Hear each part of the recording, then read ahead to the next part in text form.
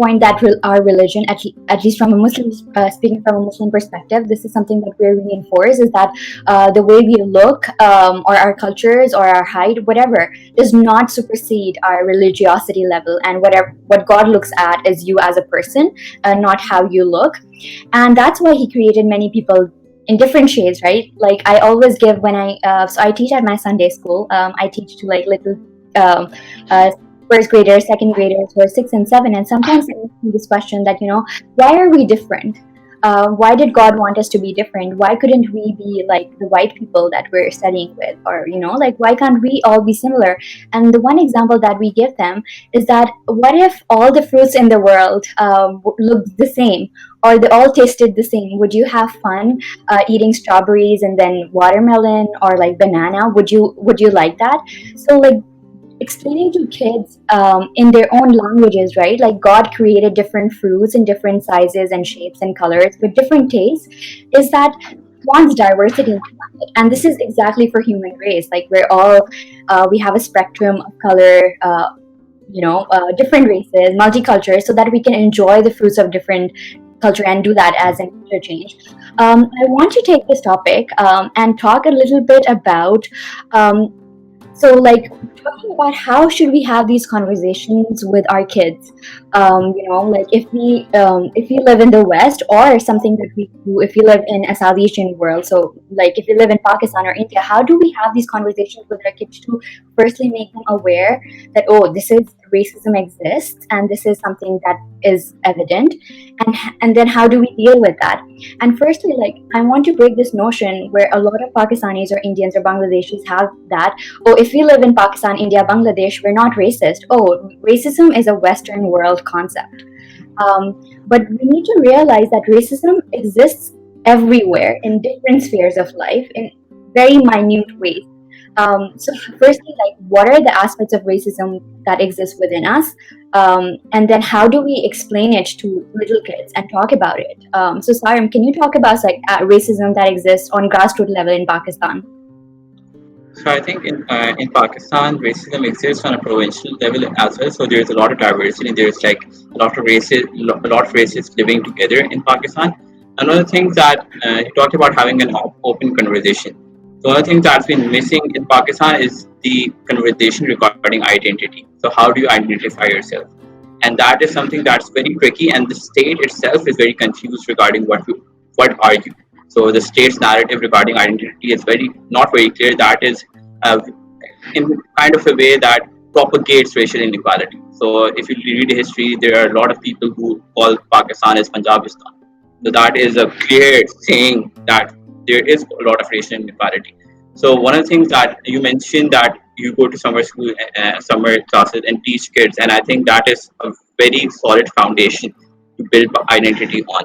So one of the things that I do is that I use an identity pyramid. So whenever I go to these schools and I talk about identity, I tell them that your identity is not based on just one thing. Your identity is based on a lot of things.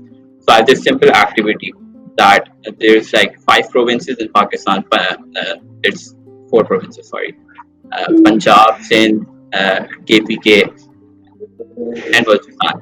I asked the kids. So in Karachi, all of these 4 provinces come together. So I asked the kids, how many of you are from Punjab?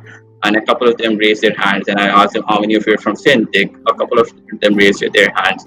And I go over all of the provinces. And then I asked them, how many of you are boys and how many of you are girls? And boys and girls raised their hands. And I will ask them, how many of you are Muslims and how many of you are non-Muslims? And a section of the class would raise their hands. And then I will ask them, how many of you are Pakistanis? And all of them would raise their hand. And I will ask them, how many of you are from the subcontinent? I will explain what the subcontinent is. But then everyone would raise their hands. And the last question that I always ask is that, how many of you are human beings? And again, everyone would raise their hands. And I think that is the kind of conversation that we should be having right now, that we should not be disregarding race, as you have mentioned, that if we all were just of the same color, then life would not be fun. What we need to understand is that we all have different identities and we have layers of identity. And every person is not just a textbook version of black and white. Even a black. So for one of the you asked that what are one of the things that we do that can propagate racism. So one of the things that we do generalization is generalization. So when we talk about the whites, we just call them Gora. So whether they are from Europe or US, whenever a white is coming to Pakistan, you say Gore ne baat ki hai. So that is a generalization from our end. And the thing that we need to understand right now is that the concept of identity is not as simple as you portray. We need to break down our identities and we need to have a conversation regarding identity building in our classrooms that can actually have a conversation that around racial inequality. And again, having a very well built identity does not mean that you are a racist. That I am proud of being a Pakistani, but that does not mean that I'm actually negating another race. I can be proud of being a Pakistani and then be equally welcoming to other races.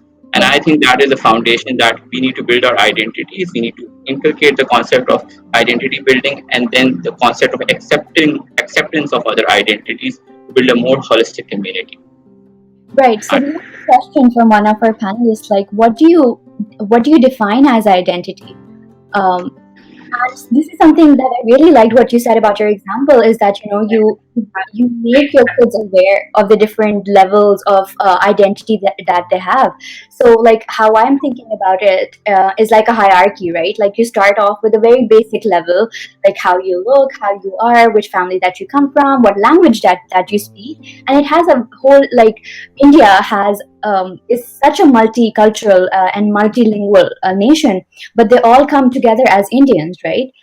Even though most of them they cannot speak Hindi as their national language. So it's not about the language or your culture or your what kind of food do you make at home. It's okay to be aware of that. Like you have your own identity and to be aware of that.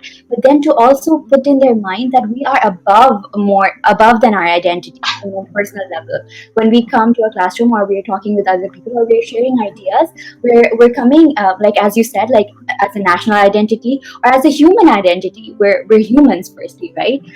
And then after that, all the different shades and colors and religions and languages and all these are all subcategories that is under that. But beyond this, we're just humans, and Yes. that's what we should consider. And one thing that I think that's very important that you mentioned here as well is teaching your kids to appreciate the diversity that is around you. If I am a Punjabi and I have a Sindhi friend, it's not that, oh, I cannot be friends with a Sindhi. I have to appreciate that diversity or the viewpoint that other person is bringing with them. And the first, so one thing that I learned when I first moved abroad was that agree to disagree. Is that you need to agree to the fact that it's okay to disagree. Like you might have a different set of opinion, but it's okay. That's how life is beautiful. Like when different opinion comes on board.